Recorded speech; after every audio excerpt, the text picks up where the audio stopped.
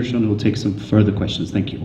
I think actually we said the meeting was going to end at 6, and I see everyone is still sitting with a lot of people with a lot of questions. I think we should respect what we wrote in the invitation to you and conclude at 6.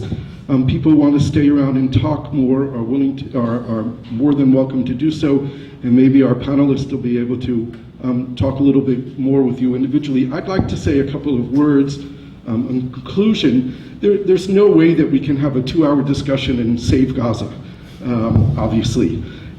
I want to talk about 2 specific projects on the level of trying to be practical and solving some of the immediate crisis issues that need to be dealt with, and to talk in one sentence more at a strategic level. I'm working in another capacity on a solar energy project in Gaza, and we actually have a power purchase agreement signed with a Palestinian entrepreneur who's based in California with the Gaza Electric Distribution Company for 36 megawatts of solar energy with a $1 million bank guarantee from the Bank of Palestine, and it appears that funding finance will be available for this project. What we need in order to move forward is right now a letter from the Israeli military of no objection to the project, and I think that we're going to get that. And I think that in the not too distant future, we should be able to announce actually that we're going to be building 36 megawatts of solar energy in Gaza with storage capacity, so it'll be a 24-hour solution of renewable energy. There has to be obviously guarantees by the military folks on the ground in Israel and in Gaza that this is going to be one of those safe zones, as Kobi talked about, that are not going to be bombed. On the electricity issue, there is absolutely no security reason whatsoever why Israel shouldn't connect the 3 megawatts.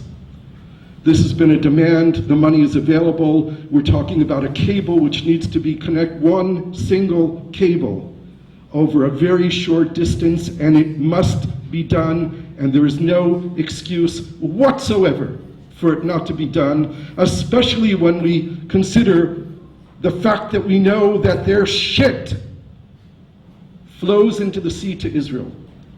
There is no reason why this should not be done, and the demand has to come from Israeli society and from Palestinian society and the international community, and this is something that must be done.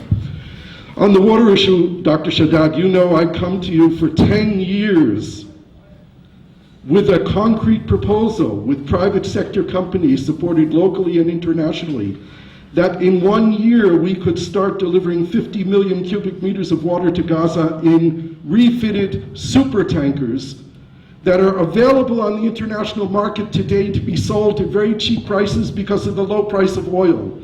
There are these super tankers available. There was a deal in place for Turkey to sell the water, 50 million cubic meters of water that can be delivered to Gaza. They can be stored in large bags off the coast of Gaza, and this is something that can be done, and it's a lot cheaper than desalination. It has a 10-year contract to be a viable economic project, and it's still on the table. It can be done.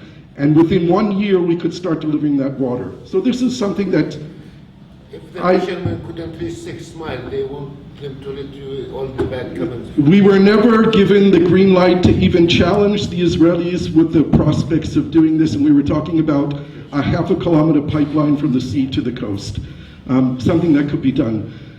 Addressing at a more strategic level, the big question in Kobi and the international community and Israelis and Palestinians that we have to address is coming up with plans that are actually going to empower the moderate people and not the extremist. Because everything we've done over the last years empowers the extremist at the expense of the moderates. There is not a majority of people in Gaza who support Hamas. Hamas does not enjoy the support of the majority of people there. The question is, do they have any viable alternative that can deliver anything? Now, it's true that Israel negotiates with the PLO. It is also true that the current government of the Palestinian Authority, based on an agreement between Fatah and Hamas, doesn't contain a single minister from Fatah nor from Hamas. And the functional administration of the government in Gaza not the security guys, which are Ezzeddin al-Qassam and from the military wing of Hamas, but the ministers and the PA officials from Ramallah go to Gaza, and they're dealing with electricity and water and health, and Israel facilitates their movement in and out of Gaza all the time, and they're on the ground. As it was said, 42% of the budget of the PA in Ramallah is spent in Gaza. We can't always use the excuse of Hamas being in Gaza as the reason why we prevent development from happening there, from answering the needs of the common people who are not Hamas and don't support Hamas. There are things that can be done that would empower the moderates, the private sector, the civil society. There's a great civil society in Gaza. One of the brilliant projects that I invite you to all go and look at, and we invited one of the heads of this project to come, and he unfortunately couldn't come today, but he's willing to come to another event, is the Gaza Sky Geeks. This is a startup of young Palestinians, men and women in Gaza, working on developing ITC in Gaza and linking themselves with the world. It's amazing when you look at these young people in the entrepreneurship. There are 5 working universities in Gaza. Along with that, there are more than 100,000 unemployed university graduates in Gaza. And if you talk about instability in the world and dangerous populations, look at 100,000 university graduates who have no hope for a future. We all have to work on finding a way to give them hope. The last thing is that the #1 economic problem of Gaza is not the limitation of the goods going into Gaza. There are 700 to 900 truckloads of goods going in every day to Gaza. The problem is the one truck for every 2,400 trucks that go out of Gaza, that go into Gaza, come out of Gaza. Gaza's economy has to be relinked to the economy of the West Bank, and to the economy of Israel, and to the economy of the rest of the world. 90% of the factories in Gaza that used to work are shut down. Not because they don't have raw materials to build goods, or to sew goods, or to produce goods, but because they have no ability to sell it to anyone. Because the border is closed not one way going in, it's closed going out. And to the best of my knowledge, the Israeli security controls the border of every good that goes out. It's not a question of dual use here, of goods that can be used to build bombs. It is an administrative decision to decide to reconnect the economy of Gaza with the West Bank. Every truck going out can be checked by Israel going out.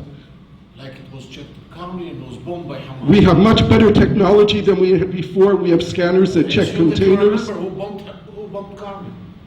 I assume that you remember. Kobi, yes, there was not a bomb at Karni, it was at Erez, not at Karni. And yes, there was one container that smuggled 3 terrorists into the Ashdod port, and still there are answers that would give Israel much better security than 2 million people without hope. So I think that we have to be strategic, we have to be creative, we have to be demanding, and we have to be compassionate. Because that's all in the interest of all of us, Israel and Palestine and Egypt and the international community and all of us. I want to thank the panelists for coming, and thank you for coming and listening, and we will continue these talks, and we in IPCRI also organize closed room meetings where we're coming in with brainstorming and coming up with ideas and trying to come up with creative ways of involving decision makers and being constructive, and not always pointing blaming fingers and coming up with solutions. So thank you, everyone, very much.